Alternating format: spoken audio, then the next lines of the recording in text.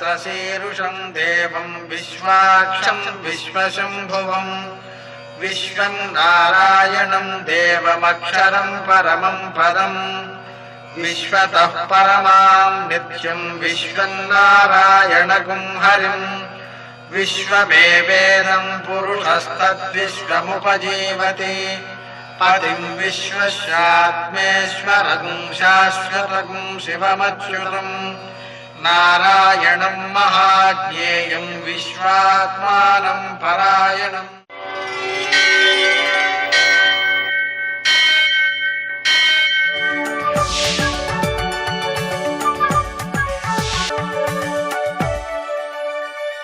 सूर्यशौर्यमथेन्दुरिन्द्रपदवी सन्मङ्गलं मङ्गलम्। यःकर्ता जगदां भर्ता संहर्ता महसां निधिः प्रणमामि तमादित्यं बहिरन्तस्तमोपहं। నేటి కాలమాన విశేషాన్ని గమనిద్దాం. స్వస్తి శ్రీ చాంద్రమాన మన్మథనామ సంవత్సరం దక్షిణాయనం శరదృతువు కార్తీక మాసం కృష్ణపక్షం ఆదివారం. సూర్యోదయం 6:32 సూర్యాస్తమయం 5:36. తిథి చవితి రాత్రి 9:22 వరకు. నక్షత్రం పునర్వసు రాత్రి 1:34 వరకు. వర్జం మధ్యాహ్నం 1:33 నుంచి 3:09 వరకు. దుర్ముహూర్తం సాయంకాలం 4:07 నుంచి 4:52 వరకు. అమృతకాలం రాత్రి 11:09 నుంచి 12:45 వరకు. రాహుకాలం ఆదివారం కాబట్టి సాయంకాలం 4:30 నుంచి 6 గంటల వరకు. అష్టకవర్గ రీత్యా శుభప్రదమైన సమయం ఉదయం 7 గంటలకి. నేటి విశేషాలు: ప్రదోషం ఒకటి ఉందండి, అలాగే సంకష్టహర చతుర్థి వ్రతం ఒకటి ఉంది.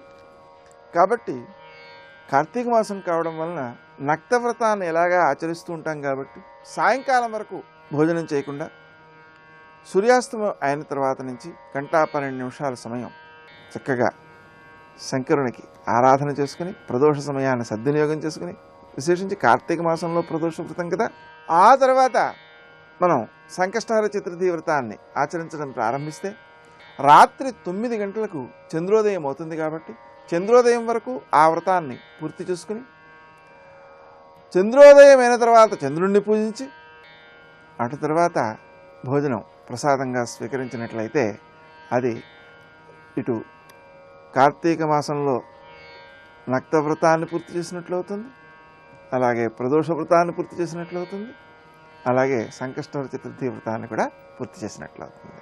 ఆదివారం కాబట్టి సూర్యుణ్ణి ఆరాధించుకుని సూర్య నమస్కారాలు చేయడం, చన్నీటితో మాత్రమే స్నానం చేయడం, ఇవన్నీ కూడా ఆరోగ్యవంతమైన చర్యలు అవుతాయి. ఎలాగా ఉపవాసం కాబట్టి ఆ స్త్రీ తైల మధుమాంసాన్ని అన్నిటినీ కూడా మనం ఎలాగా విడిచిపెడతాం కాబట్టి మనం సత్ఫలితాన్ని ఆరోగ్యాన్ని పొందవచ్చు. నేటి ఆణిమత్య.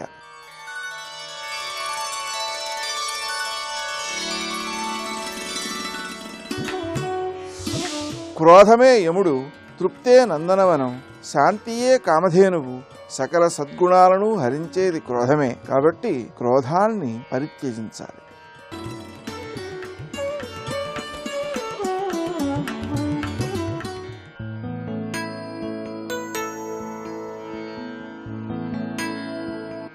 నిరాసక్తత, నిర్లిప్తత, నిరాశ ఎప్పుడు మీ వెంటే ఉంటున్నాయంటే మీ ఆత్మకి విరుద్ధంగా మీరు ప్రవర్తిస్తున్నారని అర్థం.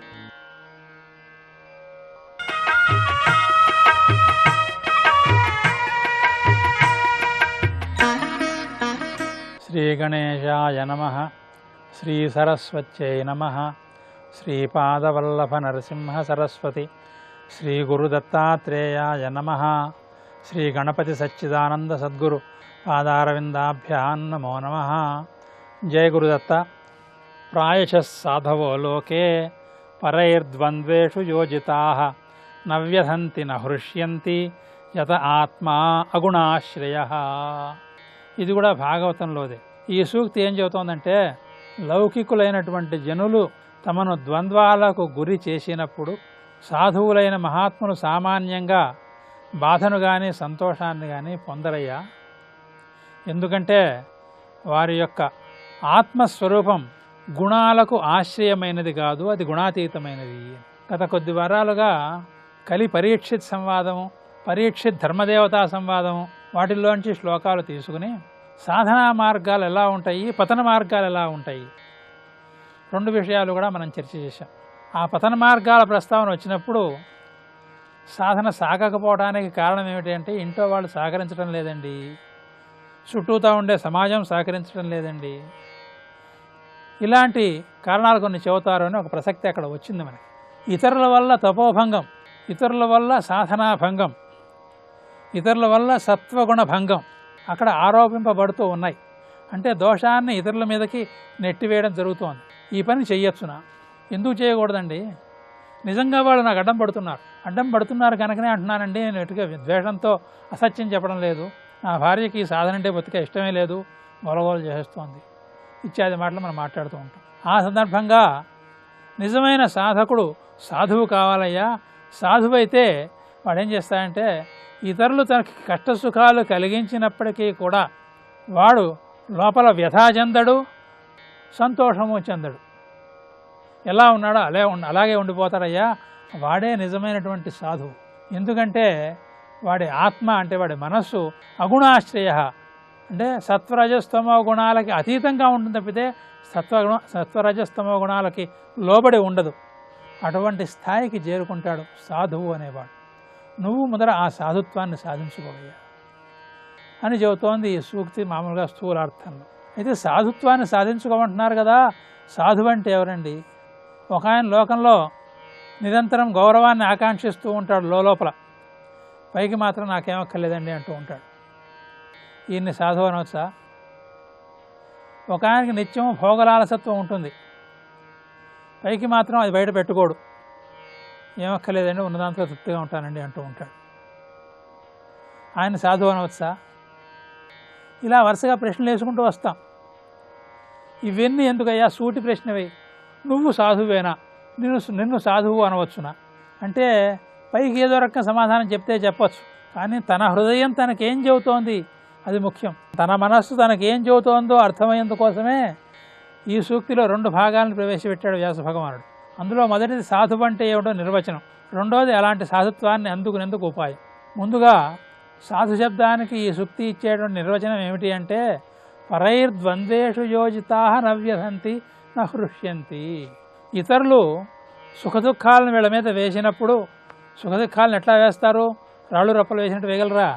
అంటే మానవమానాల ద్వారా, శీతోష్ణ భేదాలను కల్పించడం ద్వారా, కష్టాలని విఘ్నాలని కలిగించడం ద్వారా, ఇలాంటి మార్గాల ద్వారా వాళ్ళు నీలో ఉండేటువంటి ద్వంద్వాలని అంటే సుఖదుఖాలని వాళ్ళు కదిలెట్టు చేస్తారు. అలా చేసినా సరే ఎవరైతే వ్యధ చెందకుండా ఉంటారో, అలాగే సంతోషించకుండా ఉంటారో, నేను వ్యధ చెందట్లేదు అనే సంతోషం కూడా కాకూడదు, అలా ఎవరైతే ఉంటారో వాళ్ళే నిజమైన సాధువులు అని చెబుతోంది ఈ సూక్తి. దానికి సాధనా మార్గం ఏమిటి అంటే యత ఆత్మ అగుణాశ్రయ. నీ హృదయంలో ఉండేటువంటి త్రిగుణాలని కూడా తొలగించుకునే ప్రయత్నం చేయవయ్యా. ఎలా పోగొట్టుకుంటావు అంటే అగుణాశ్రయుడైనటువంటి పరమాత్మను అనుసంధానం చేసుకోవడం ద్వారా, నిష్కామమైన మార్గంలో నిర్గుణమైనటువంటి పరమాత్మని అనుసంధానం చేయడం ద్వారా నువ్వు ఈ సాధుత్వాన్ని సాధించుకోగలుగుతావు అని ఈ సూక్తి మనకి సాధనా మార్గాన్ని అందిస్తోంది. కొంచెం జటిలంగా ఉన్నటువంటి ఈ సూక్తిలో ఉన్నటువంటి సారాంశాన్ని మనం గ్రహించి సాధుత్వాన్ని అందుకుని ఆ పైన తపో మార్గంలోకి ప్రవేశించేందుకు కృషి చేద్దాం. జై గురుదత్త.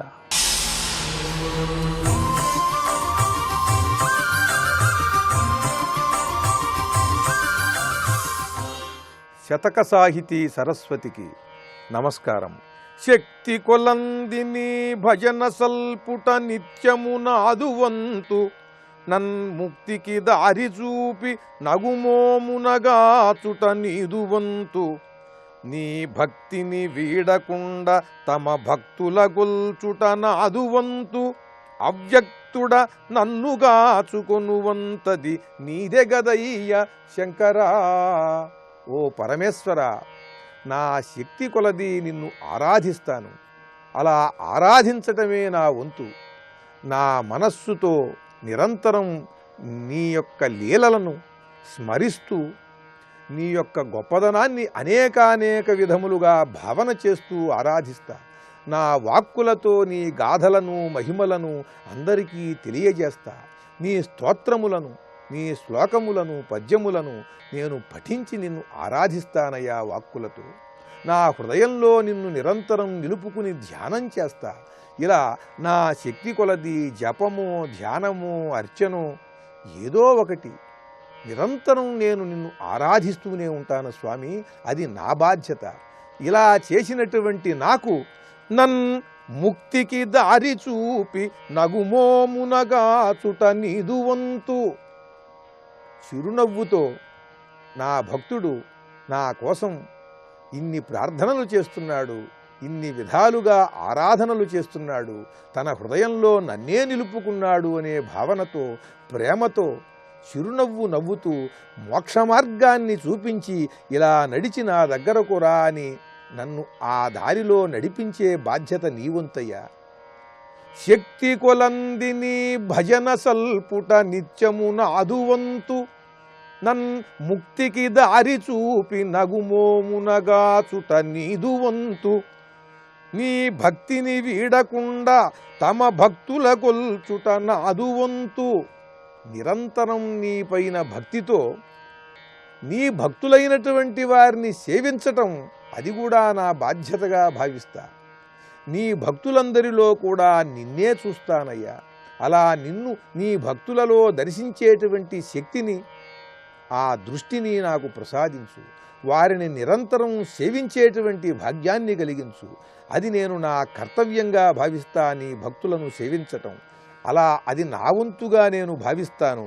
అవ్యక్తుడా, ఇంతకన్నా ఏమీ చేయలేనయ్యా. నన్ను నేను నీకు సర్వసమర్పణ చేసుకోవటం ఇంతకన్నా నాకు సాధ్యం కాదు. హృదయంలో నిన్ను నిలుపుకోగలను.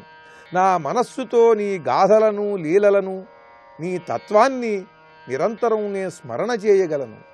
నా వాక్కులతో నిరంతరం నిన్ను ఆరాధిస్తూ నీ గాథలను 10 మందికి తెలియజేస్తూ జీవించగలను. ఇంత మాత్రం నేను చేయగలుగుతాను స్వామి. అవ్యక్తుడా, ఇంతకన్నా నేను నీకు ఏదన్నా ఇవ్వాలంటే నేను చేయలేకపోతున్నానయ్యా. అవ్యక్తుడా, నన్ను గాచుకొనువంతది నీదే గదయ్య శంకరా.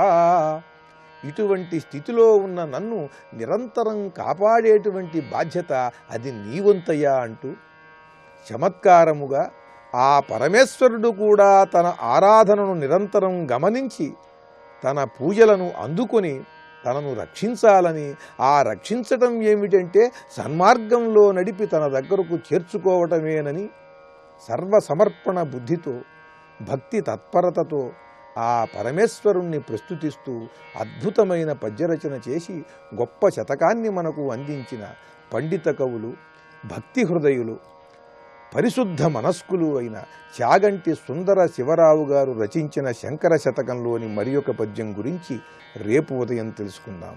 ఓం నమః శివాయ. करोति या विभक्ति या निहन्ति या जगत्त्रयं समन्ततो विभाति या न दृश्यते क्वचिच्चया. प्रणत जनतापवर्गा कृतरणसर्गा ससिंह संसर्गा कामाक्षि मुदित भर्गा हत रिपुवर्गा त्वमेव सा दुर्गा. शिवाय गुरवे नमः. श्रीमात्रे नमः. श्री विष्णुरूपाय नमः शिवाय. श्री उमायै नमः. మాయాస్వరూపిణి అమ్మవారి యొక్క వైభవాన్ని చెప్తూ మాయా అనే దానికి ఒక అద్భుతమైనటువంటి వివిధ నిర్వచనాలను చెప్తూ ఉన్నారు. త్వం లోకరాజ్ఞి పరమాత్మని మూలమాయ శక్రే సమస్త సురభర్తరి జాలమాయ ఛాయేశ్వరాంతర పుమాత్మని యోగమాయ సంసారసక్త హృదయేశ్వసి పాశమాయ. మూలమాయ, జాలమాయ, యోగమాయ, పాశమాయ. సృష్టికి పూర్వం పరమాత్మలో దాగి ఉన్న సమర్థతా శక్తి మాయ అని చెప్పబడుతున్నది, అది మూలమాయ అని. తర్వాత సృష్టిని రచించే పరమేశ్వరుని యొక్క మాయ జాలమాయ, సృష్టిని విరమించిన తర్వాత ఉండే స్థితి యోగమాయ అని వివరిస్తూ ఈ మాయ ఈ సంసారంపై ఆసక్తి కలిగిన జీవులలో పాశమాయగా ఉంటున్నది అన్నారు. సంసారసక్త హృదయేషు. సంసారము అంటే ఈ ప్రపంచము అనొక అర్థము. జనన మరణ రూపమైనటువంటి జీవితమే సంసారం. ఈ జీవితము, ఈ ప్రపంచము, దీనిపై ఆసక్తి కలిగి తిరిగేవారు, పరమార్థ జ్ఞానం లేనివారు, ఆ స్పృహ కూడా లేనివారు ఎవరో వారి హృదయంలో పాశమాయగా ఉంటున్నది ఆ శక్తి అని. ఇక్కడ యోగమాయలో, జాలమాయలో, మూలమాయలో ఆ శక్తి పరమేశ్వరుని ఏమీ చేయడం లేదు. దీనికి రామకృష్ణ పరమహంస గొప్ప ఉదాహరణ చెప్తారు. సర్పములో ఉన్న విషం సర్పాన్నేమీ చేయదు. అదేవిధంగా పరమేశ్వరుల్లో ఉన్న మాయాశక్తి పరమేశ్వరుని బంధించట్లేదు, అది పరమేశ్వరునికి ఆవరణ కలిగించట్లేదు. కానీ జీవుడికి మాయ ఆవరణ కలిగిస్తున్నది. ఆ జీవులు సంసారసక్త హృదయేషు, సంసారంపై ఆసక్తి కలిగిన జీవులలో ఆ మాయ పాశమాయగా ఉంటుంది. పాశం అంటే బంధించున్నది అని అర్థం. ఈ సంసారంతో బంధిస్తోంది కనుక ఇది పాశము. అలాంటి పాశమాయగా ఉంటుంది. ఎవరైతే జ్ఞానులై ఉంటారో వారికి ఆ పాశమాయ విద్యారూపిణిగా మారిపోతుంది. అందుకు పాశమాయ అన్నప్పుడు అవిద్య అని చెప్పుకోవాలి.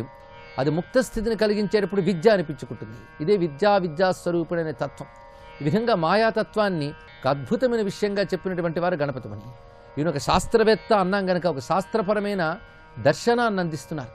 అదేవిధంగా నిద్ర యొక్క స్థితిని 4 విధాలుగా వర్ణిస్తున్నారు తర్వాత శ్లోకంలో. ఇదంతా దేవీ మాహాత్మ్యం అనగా చండీ సప్తసతిని వ్యాఖ్యానిస్తున్నటువంటి 2 అధ్యాయాలను చెప్పుకున్నాం. అందుకు దానికి సంబంధించి నమస్తేస్తు మహామాయ అన్నట్ల ఆ మహామాయా స్వరూపిణి గురించి చెప్తున్నారు ఇక్కడ. జ్ఞానినామపి చైతాంసి దేవీ భగవతీ హిసా బలాదాకృష్య మోహాయ మహామాయా ప్రయచ్చతి అంటుంది దేవీ మాహాత్మ్యం. ఇదే దుర్గా సప్తశ్లోకంలో కూడా ప్రథమ శ్లోకంగా చెప్పుకుంటాం. ఆ మహామాయ అంటే ఏమిటో ఇక్కడ వరకు వివరించారు. 4 రూపాలుగా ఉన్నదే మహామాయ. ఇప్పుడు నిద్ర అనే దాన్ని చెప్తున్నారు. ఇది సరిగ్గా దేవీ మహాత్మ్యంలో ప్రథమ చరిత్రని వర్ణిస్తున్నటువంటి ఘట్టం. ప్రథమ చరిత్రలో సృష్టికి ప్రారంభ స్థితి. అప్పుడు నారాయణుడు యోగ నిద్రలో ఉన్నాడు. ఆ యోగ నిద్రలో ఉన్నటువంటి స్థితిలో మధుకైటబులనేటువంటి 2 అసురులు బ్రహ్మని బాధిస్తూ ఉంటే బ్రహ్మదేవుడు ఆ విష్ణువుని ప్రార్థించాడు. కానీ యోగ నిద్రలో ఉన్నటువంటి విష్ణువు ఉలకలేదు, పలకలేదు. అప్పుడు యోగ నిద్రనే ప్రార్థన చేశాడు బ్రహ్మదేవుడు. ఆ యోగ నిద్రయే అమ్మవారు. అమ్మవారి యొక్క ఒకానొక స్వరూపము ఆ యోగ నిద్ర. ఆ యోగ నిద్ర అంటే ఏమిటో ఇప్పుడు ఈ శ్లోకాల్లో చూపిస్తున్నారు. అసలు నిద్ర అనే స్థితి వ్యాఖ్యానించవలసినది, గ్రహించవలసింది, విశ్లేషించవలసింది. నిద్ర గురించి కూడా ఉపనిషత్తులు చాలా చెప్తున్నాయి. మానవుడికి నిద్ర చాలా సుఖం. ప్రపంచం చాలా సుఖం అనుకుంటూ ఉంటాం. కానీ ప్రపంచంతో స్పృహ కలిగి ఉండే మెలకువ కళ కంటే మంచి నిద్ర కావాలని ప్రతివాడు కోరుకుంటూ ఉంటాడు. అందుకే ఆ నిద్రలో ఏదో సుఖం ఉన్నది. ఇప్పుడు నిద్రలో ఏం అనుభవం ఉంది? నిజానికి ఈ ప్రపంచంలోని వివిధ అనుభవాలు నిద్రలో లేవు. అయినప్పటికీ నిద్రను మానవుడు కోరుకుంటాడు. అందులో గాఢ నిద్ర కావాలి అంటే ప్రతివాడు సిద్ధంగానే ఉంటాడు. ఏముంది ఆ గాఢ నిద్రలో? ఎందుకు కోరుకుంటాం? ఇది ఆలోచించాలి. అసలు ప్రపంచమే లేదే, అనుభవమే తెలియడం లేదే, అటువంటిప్పుడు ఎందుకు కోరుకుంటున్నాం గాఢ నిద్రని అంటే అప్పుడు పరమాత్మతో ఒక తాదాత్మ్యం కలుగుతోంది మనకు తెలియకుండా. అది మనం కోరుకుంటున్నాం. అందుకు పరమాత్మ యందే శాంతి ఉంటుందని దాన్ని బట్టి ఊహించుకోవాలి. అయితే అప్పుడు పరమాత్మతో ఉన్నామని తెలియడం లేదు. అది తెలిసి ఆనందాన్ని అనుభవిస్తే అదే మోక్షము, అదే సమాధి. అదే నిద్రకి సమాధికి ఉన్నటువంటి భేదం తెలియాలి. అది గ్రహించగలిగితే నిద్రా సమాధి స్థితి అని శంకరులు ఎందుకన్నారో అర్థమవుతుంది. అయితే మనకే నిద్ర ఉన్నది. విష్ణువు కూడా యోగ నిద్రలో ఎప్పుడూ ఆదిశేషుడిపై ఉన్నట్లుగా మన చిత్రపటాలు చూస్తూ ఉంటాం.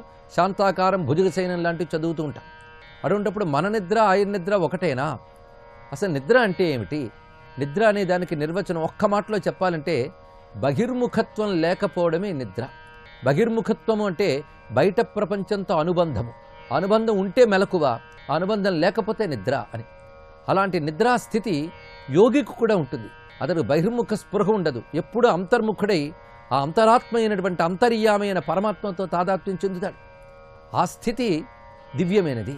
అటువంటి నిద్ర సామాన్యంగా మానవుడు బాహ్య స్పృహ లేకుండా ఎప్పుడు కునుకుతూ మొద్దు నిద్రపోయేదానికి చాలా తేడా ఉన్నది. కనుక మన నిద్ర, యోగుల యొక్క నిద్ర, నారాయణ యొక్క యోగ నిద్ర 3 ఒకటి అనకూడదు. ఈ 3ంటికి భేదాలున్నాయి. ఆ భేదాలు బట్టి ఎవరెవరి యందు నిద్ర ఏ రూపంలో ఉంటుందో 4 మాటల్లో ఒక్క శ్లోకంలో చెప్తున్నారు గణపతి ముని.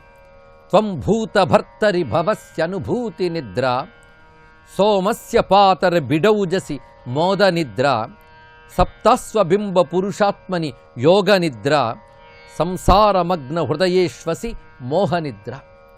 మునుపు చెప్పున్నటువంటి మూలమాయ, జాలమాయ, యోగమాయ, పాశమాయ ఎలాంటిదో ఇది కూడా అటువంటిది. భూతభర్తరి భవసి అనుభూతి నిద్ర. సమస్త భూతములకు ప్రభు అయిన పరమేశ్వరుడి యందు నువ్వు అనుభూతి నిద్రగా ఉంటావు. అదేవిధంగా సోమపానము చేసే ఇంద్రుని యందు సోమస్య పాతరి బిడౌజసి, బిడౌజుడు అంటే ఇంద్రుడు అని అర్థం.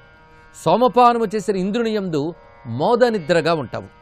అదేవిధంగా సప్తాస్వబింబ పురుషాత్మని, సూర్యమండలంలో ఉన్న పరమపురుషుని యందు యోగ నిద్రగా ఉంటావు. సంసారమగ్నులైనటువంటి జీవుల యందు మోహ నిద్రగా ఉంటావు అంటున్నారు. ఇక్కడిది అర్థం చేసుకుంటే సామాన్య మానవులందరూ కూడా ఎప్పుడు నిద్రలో ఉన్నారనే అర్థమవుతుంది. వాళ్ళు బయటకు మెలకువగా ఉంటూ ప్రపంచం పనులు చేసుకుంటున్నా వాళ్ళు నిద్రలోనే ఉన్నారు. ఎందుకంటే అసలైన దాని స్పృహ లేకుండా ఉన్నటువంటిది కూడా నిద్రయే. అందుకు బయట ఏం జరుగుతోంది, సత్యం ఏమిటి అనేది తెలియకుండా ఉండే స్థితిని కూడా నిద్ర అంటారు. ఆ సత్య స్పృహ లేని ఆ నిద్ర మానవులు అందరికీ ఉంటుంది, మానవులకి సర్వజీవులకు ఉంటుంది. అందుకే మోహ నిద్రలో అందరూ ఉన్నారు. మెలకు వచ్చినవాడు ఏ ఒక్కడో ఉంటాడు, వాడినే జాగరూకుడు అని అంటున్నాం. ఆ మెలకు వచ్చినవాడు అంటే సత్యజ్ఞానమేంటో తెలిసినవాడు మెలకువలో ఉన్నవాడు. అందుకే అజ్ఞానానికి మరో పేరు మోహనిద్ర. జీవులందరిలో మోహనిద్ర ఉంది. వాడు నిద్రపోయినప్పుడు మొద్దు నిద్ర ఒకటి ఉంటుంది, అది వేరే విషయం. మోహనిద్ర నిత్యము ఉంటుంది. మోహనిద్రను జయించిన వాడు కోటుకు ఒకడు దొరకడు కూడా కష్టమే. అందుకే మనుష్యానాం సహస్రేషు కశ్చిద్ యతతి సిద్ధయే యతతామపి సిద్ధానాం కశ్చిన్మాం వేత్తి తత్వతః అంటున్నాడు పరమాత్మ. అసలు ఈ మోహనిద్రను జయించాలని చాలామందికి తెలియదు. అసలు మోహనిద్ర అలవాటైపోయి నిద్రలేని ఒక స్థితి ఉందని కూడా మనకు అర్థం కావట్లేదు. ఈ నిద్ర ఎప్పటి నుంచి అలవాటైపోయిందంటే అనేక జన్మల నుంచి అలవాటైపోయింది. ఇక్కడ ఈ మోహనిద్ర లేని ఒక స్థితి ఉన్నది, ఆ మెలకువ ఉన్నది. ఆ మెలకువ పేరు మోక్షం. ఆ మోక్షంలో బ్రహ్మానుభవం ఉంటుంది, ఈ మోహంలో ప్రపంచానుభవం ఉంటుంది. ఇది తెలియవలసింది. ఎంతవరకు భగవద్ అనుభవం లేదో అంతవరకు మనం నిద్రపోతున్నట్టే లెక్క. ఎప్పుడైతే భగవద్ అనుభవం వచ్చిందో అప్పుడు మనం మెలుకున్నట్లు లెక్క. ఎందుకంటే భగవంతుడు సత్యం, ప్రపంచం అసత్యం. కనుక సత్యమైన భగవత్ స్పృహ కలిగితే అది మెలకువ. ఆ స్పృహ విడిచి నిద్రపోతే అది మోహనిద్ర అని చెప్తున్నారు ఇక్కడ. అలాంటి భావాన్ని ఇక్కడ సంసారమగ్న హృదయేశ్వసి మోహనిద్ర అంటున్నారు. ఈ విషయాన్ని తీసుకుని విశ్వందర్పణ దృశ్యమానగరీతుల్యం నిజాంతర్గతం పశ్యన్నాత్మని మాయయా బహిర్వోద్భూతం యథా నిద్రయా యస్సాక్షాత్కురుతే ప్రబోధ సమయే స్వాత్మానమేవాద్వయం తస్మై శ్రీ గురుమూర్తయే నమయిదం శ్రీ దక్షిణామూర్తయే అని ఆదిశంకర భగవత్పాదులు దక్షిణామూర్తి శ్లోకంలో ప్రథమ శ్లోకంలోనే చెప్పారు. ఇక్కడ గమనించవలసింది, నిద్రపోతున్నవాడు ఆ కళని సత్యం అనుకుంటాడు, మెలకువ వస్తే ఆ కళ అసత్యమని తెలుసుకుంటాడు. అదేవిధంగా అజ్ఞానంలో ఉన్నవాడు భగవంతుడిని తెలుసుకోలేడు, ప్రపంచమే సత్యం అనుకుంటాడు. జ్ఞానమనే మెలకువ వచ్చినవాడు భగవంతుడిని తెలుసుకుంటాడు. అందుకే మెలకువ వచ్చే వరకు కళ సత్యం అనిపిస్తుంది, జ్ఞానం వచ్చే వరకు ప్రపంచమే సత్యం అనిపిస్తుంది. కనుక ఎంతకాలం ప్రపంచం సత్యం అనిపించి ఈ ప్రాపంచిక విషయాలంపటుల మీద తిరుగుతూ ఉంటామో అంతవరకు మనం మోహనిద్రలో ఉన్నట్టే లెక్క. ఆ నిద్రారూపంతో ఉన్నది కూడా అమ్మవారే. ఎందుకంటే అలా మరపించే శక్తి కానీ లేకపోతే మనం ఉండగలమా? ఆ మోహనిద్రలో ఉంటూ ప్రపంచాన్ని నడుపుతోంది ఆ తల్లి. మోహం వల్ల సంసారం ఉంటుంది, మోక్షం వల్ల సంసారం వదులుతోంది. అందుకు సంసారంలో తిరిగే వారి యందు మోహ రూపంలో ఉంటూ వారిని ఆ పరబ్రహ్మ స్పృహ లేకుండా చేస్తున్నటువంటి పరాశక్తి మోహ రూపంతో ఉన్నది. ఇదే అశేషజన మోహిని అంటే. అది కూడా అమ్మవారి రూపమే, దాన్ని గ్రహించాలి. ఇదే సర్గస్య రక్షణార్థాయ తస్మై మోహాత్మనే నమః అంటూ భీష్ముడు కృష్ణ పరమాత్మని స్తుతించాడు. సృష్టిని నడపడానికై మోహ రూపంలో ఉన్న నారాయణానికి నమస్కారము. కనుక మోహం కూడా నారాయణ శక్తే, అజ్ఞానం కూడా నారాయణ శక్తే. నమస్కారం చేస్తే ఎప్పటికైనా బయటపడగలం దీని నుంచి. ఆ మాట చివరి మాట ఇందులో సంసారమగ్న హృదయేశ్వసి మోహనిద్ర. ఇంతవరకు మోహనిద్రను అర్థం చేసుకున్నాం. ఇప్పుడు భూతభర్తరి పరమాత్మ యందు నువ్వు అనుభూతి నిద్రగా ఉంటావన్నారు. ఇక్కడ నిద్ర అన్నప్పుడు అజ్ఞానమనే స్థితిని తీసుకోకూడదు, ఇక్కడ వేరే అర్థాన్ని తీసుకోవాలి.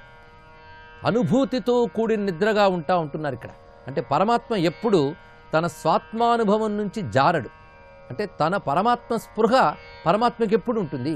జీవుడికే పరమాత్మని స్పృహ ఉండదు, కానీ పరమాత్మకి ఎప్పుడు తన స్పృహ తానుకుంటుంది. అందుకే స్వాత్మస్థితి యందు ఉంటూ ఉంటాడు, బహిర్ముఖత్వం లేకుండా ఉంటాడని చెప్పడానికి అనుభూతి నిద్ర అంటున్నారు. అంటే బయట ప్రాపంచికమైనటువంటి సృష్టి స్థితిలైలేవి చెయ్యకుండా, అంటే బహిర్ముఖత్వం లేకుండా కేవలం తన స్థితిలో తాను ఉంటూ సృష్టికి పూర్వం ఉన్న పరమాత్మ యొక్క స్థితిని అనుభూతి నిద్ర అంటున్నారు. మిగిలిన నిద్రల గురించి రేపు తెలుసుకుందాం. సర్వం శ్రీ నారాయణీ చరణారవిందార్పణమస్తు. నమో ఆంజనేయం నమో దివ్యకాయం నమో వాయుపుత్రం నమో సూర్యమిత్రం నమో నిఖిల రక్షాకరం రుద్రరూపం నమో మారుతిం రామదూతం నమామి. ఈ వానర గీతకు అగస్త్య మహర్షి ఋషి, జగతి ఛందస్సు, శ్రీ హనుమంతుడే దేవత, మారుతాత్మజ అనేటువంటి నామం ఈ స్తోత్రానికి బీజం, అంజనాసూను అనేటువంటి నామం శక్తి, వాయుపుత్ర అనే నామం కీలకం. ఈ వానర స్తోత్రాన్ని హనుమంతుడి అనుగ్రహం సిద్ధి కోసమై మనమంతా జపిస్తున్నాం అని, ఆయన యొక్క అనుగ్రహం మనకు సిద్ధించాలా, ఆయన అనుగ్రహించాలా, హనుమంతుడి అనుగ్రహ సిద్ధి కోసమై జపిస్తున్నాను మనమందరూ కూడా అని సంకల్పించి మనమంతా పఠించాలి. అదేవిధంగా సంకల్పం చేసుకోవాలి. మన స్తోత్రాలన్నీ కూడా ఎవరో అదే పనిగా కూర్చొని వ్రాసిన ఏదో కవిత్వం రాసుకున్నారు, చెట్ల కింద కూర్చొని పక్షులంతా కిలకిల అంటుంటే, ఏదో నీళ్లు పడుతుంటే, పొద్దున పూట సూర్యోదయంలో కూర్చొని కవి ఏదో తలంతా చెడుపుకొని రాసుకున్నాడు అనుకోవకండి. అట్లా కానే కావు. అవన్నీ కూడా తపోబలంతో, జ్ఞానదృష్టితో ఋషులు, దేవతలు, మహాత్ములు మొదలైన వారి ముఖాల నుండి గంగా ప్రవాహంలాగా తమంతట తాముగా వచ్చినవే, లోపల నుంచి వచ్చినటువంటి అమృత కలశాల్లో నుంచి, హృదయామృత కలశాల్లో నుంచి బయట మన కోసరం అవన్నీ చిలకరించినటువంటి కవిత్వం కాదది, చిలకరించినటువంటి ఋషుల ముఖంలో నుంచి వచ్చినటువంటి మహా మంత్రాలు, వేదవాక్యాలు అవన్నీ కూడా అని చెప్పుకోవచ్చు. ప్రపంచాన్ని ఉద్ధరించడానికి కొట్టుమిట్టుకొని వెళుతుండేటువంటి, కొట్టుమిట్టాడుతూ సంసారాన్ని దుఃఖం నుంచి ఉండినటువంటి, జగత్తులో ఉండిన ప్రతి జీవి జీవన ముక్తిని పొందటానికోసరం చేసినటువంటి స్థుతులు అని చెప్పచ్చు. అందువల్ల ఏ స్తోత్రాన్ని పఠించినా ఆ స్తోత్రం యొక్క దేవత, ఋషి మొదలైన వాటిని కూడా మర్చిపోకుండా గుర్తు చేసుకొని పఠించాలి. ఎక్కడ పఠిస్తున్నాం, ఎవరిది, ఎందుకు, దీని ఫలం ఏమిటి, దీని యొక్క శక్తి ఏమిటి, దీన్ని పఠించిన వాళ్ళు ఎవరు అని అట్లా జ్ఞాపకం చేసుకొని పఠిస్తే ఎక్కువ సిద్ధి తొందరగా కలుగుతుంది.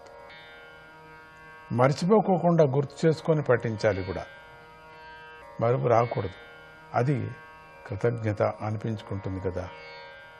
వానర గీతను అగస్త్య మహర్షి ఒక ధ్యాన శ్లోకాన్ని కూడా చెప్పారు. ఆ ధ్యాన శ్లోకాన్ని ఏంటి, దానివల్ల వానర గీత స్తోత్రం ఒక మహామంత్రమని కూడా తెలుస్తుంది. ధ్యాన శ్లోకంతో ప్రారంభించినటువంటి అంగన్యాస కరన్యాసులు అని చెప్తే అది మహత్తరమైనటువంటి స్తోత్రం అని చెప్పచ్చు. ఏదో ఊరికే చెప్పి నామం అనేది కాకుండా దానికి స్తోత్ర విధిని, పారాయణ విధిని, తత్వాన్ని కూడా చెప్పుకొని వెళ్ళారు ముందు. ఆ ధ్యాన శ్లోకం యొక్క భావం ఇట్లా ఉంటుంది. ఎడమ చేతిని ఎడమ కాలిపై ఉంచి, ఎడమ చేతిని ఎడమ కాలిపై ఉంచి, కుడి చేతితో జ్ఞానముద్రను ధరించి, హృదయ సమీపంలో ఉంచినవాడు, మునుల చేత నమస్కరింపబడుతున్నవాడు, ఆధ్యాత్మ దృష్టి కలిగినవాడు, అరటి తోటలో మణిమయ పీఠం పైన కూర్చున్నటువంటి వాడు, కోటి బాల సూర్యుల కాంతి కలవాడు, పరబ్రహ్మ ధ్యానంలో ఉన్నవాడు అయినటువంటి హనుమంతుడు నాకు మనశ్శుద్ధిని కలిగించుగాక అని ప్రారంభం చేసుకోవాలి ఆ స్తుతిని. ఈ చెప్పుకున్న రూపంలో మనం ఏమేమి చెప్పుకున్నామో హనుమంతుడిని స్మరణ చేస్తే మనశ్శుద్ధి కలుగుతుంది అని చెప్తూ ఇంకొక ధ్యానం ఇట్లా చెప్తున్నది. సంజీవ పర్వతోద్ధార మనో దుఃఖం నివారయ, సంజీవ పర్వతోద్ధార మనో దుఃఖం నివారయ, ప్రసీద సుమః బాహో, ప్రసీద సుమః బాహో, త్రాయస్వ హరిసత్తమా, త్రాయస్వ హరిసత్తమా. ఓం నమో హనుమతే నమః.